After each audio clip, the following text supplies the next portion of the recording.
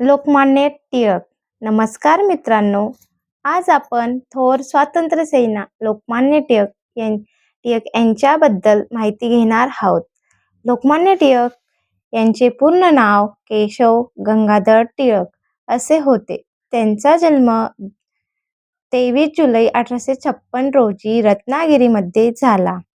त्यांनी स्वराज्य हा माझा जन्मसिद्ध हक्क आहे आणि तो मी मिळवणारच ही सिंहगर्जना केली. केसरी व मराठा या वृत्तपत्रातून त्यांनी देशजागृती केली. त्यांनी गणेश उत्सव व शिवजयंती हे सण सुरू केले. त्यामुळे लोक एकत्र आले व देशप्रेमी जागृत झाले.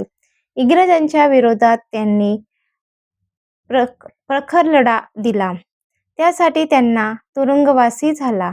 त्यांनी मांडलेल्या तुरुंगात गीतारस हा ग्रंथ लिहिला. अशा या थोर देशभक्तांचे 1 ऑगस्ट 1920 रोजी निधन झाले. त्यांचे विचार आजही आपल्यासाठी प्रेरणादायक आहेत. जय हिंद, जय महाराष्ट्र.